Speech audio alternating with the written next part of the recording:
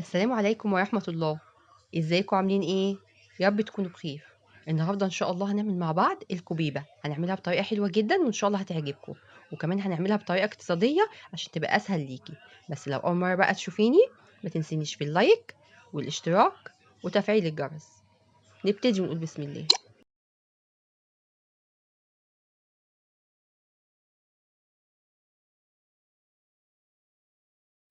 اول حاجه هعملها دلوقتي انا هجهز البرغل بتاعي. معايا قد ايه؟ انا معايا 3 كوبايات من البرغل. طبعا اهم حاجه ان يكون نوع البرغل بتاعك حلو ويكون ناعم، ما ينفعش برغل ناشف اللي هو الخشن خالص مع الوصفه دي. انا استعملت برغل الضحى، نوعه كويس وبيبقى نضيف وبيبقى ناعم الى حد ما. طب محتاجه ايه؟ لكل كوبايه من البرغل كوبايه ميه سخنه، لازم تكون سخنه، ما ينفعش ميه من الحنفيه خالص.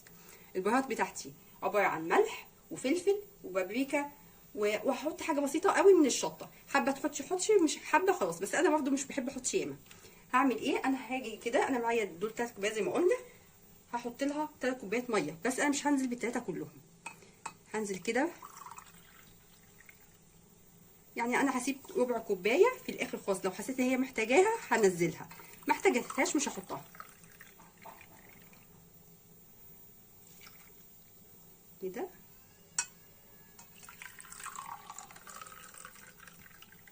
اهو. وهسيب بس ربع كوبايه دي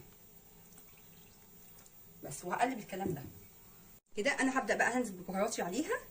انا هنزل معلقه كبيره كده من الملح، هي دي المعلقه صغيره فهحط معلقتين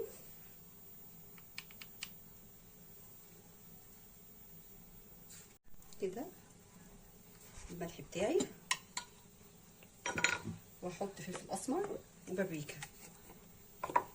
هحط معلقتين كده حلوين من البابريكا كده.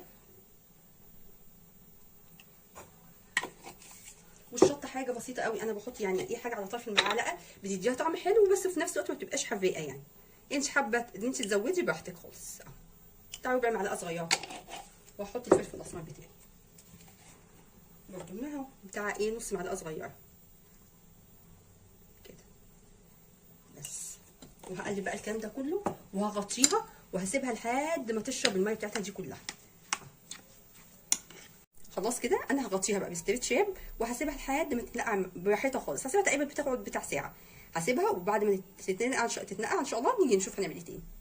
خلاص كده انا بعد ما سبت البرغل بتاعي يتنقع مده كويسه، انا سبته تقريبا بتاع ساعه.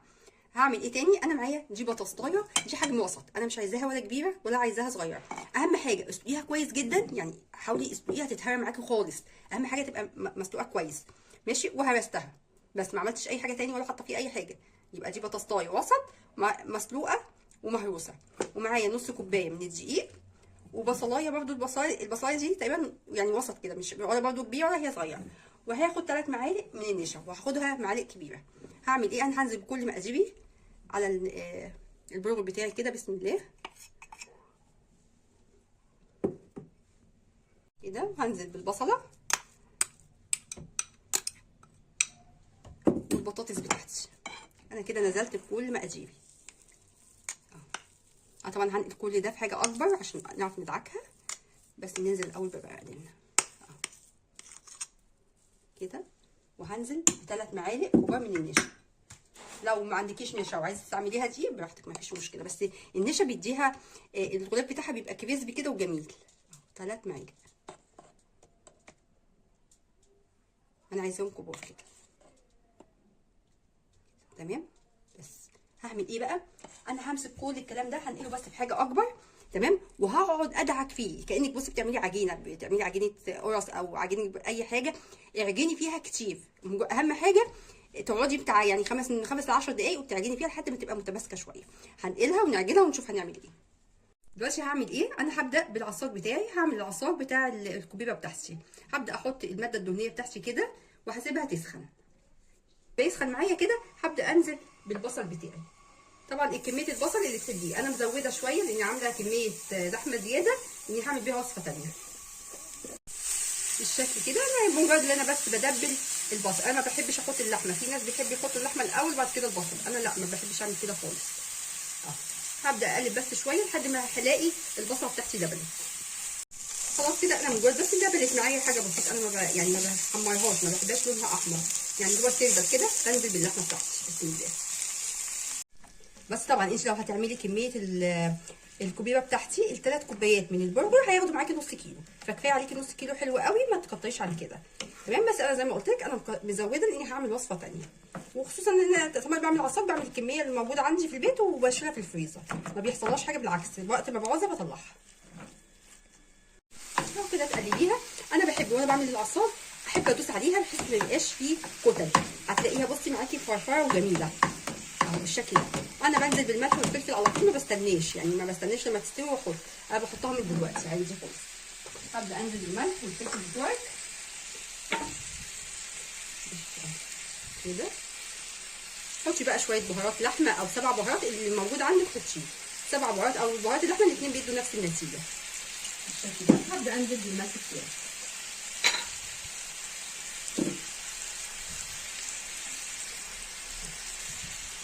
وما تقلقيش الملح مش هيوقف سواه او هيخليه يقعد اكتر ولا اي حاجه خالص كده. وهبدا بقى ايه طبعا احنا عملنا العصاج مع بعض يعني 10000 مره، بس انا برضه حبيت نعملوها تاني مع بعض بالشكل ده. هبدا بقى اقلب فيها لحد ما تستوي معايا خالص، تستوي ان شاء الله ونشوف هنعمل ايه تاني. خلاص كده انا اللحمه بتاعتي استوت وبقت زي الفل.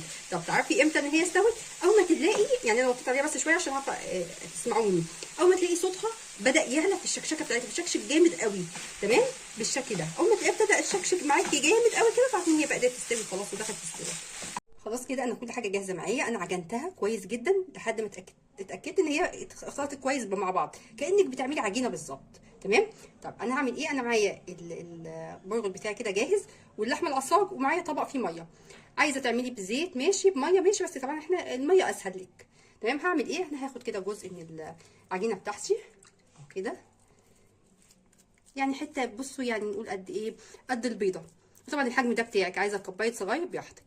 ونبدا نعمل لها تجويف كده من جوه اهو بالشكل ده. بصي العجينه بتاعتك ممتازه ازاي، تعملي تجويف كده كده، انا مش عايزاها تبقى تخينه كده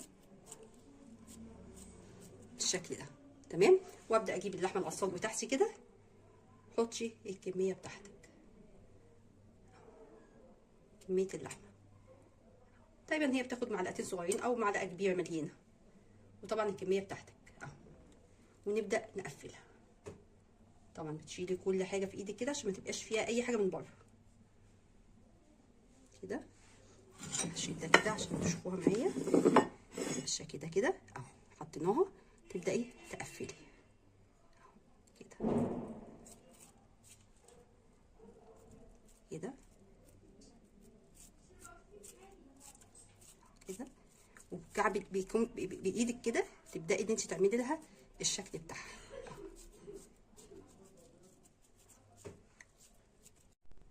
كده اهو بالشكل ده، يعني على قد ما تقدري يعني نجيبي الشكل. بس نعمل واحده تانية برضه عشان تشوفيها.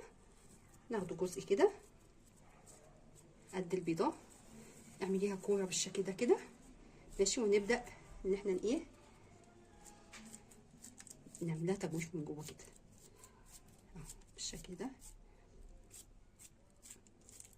بالشكل ده كده كده تمام اهو. نرفعها عشان ما تبقاش تخينه معانا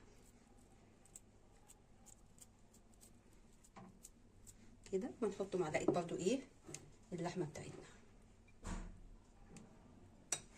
بالشكل ده كده كده، ونبدا نقفل عليها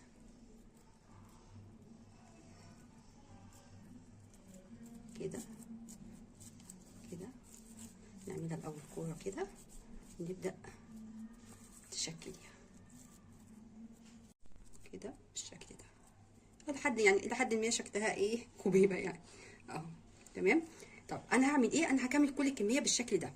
بعد كده انا بجيب طبق، جيبي طبق كبير حطيها فيها وحطيها في الفريزر لحد ما تجمد معاكي.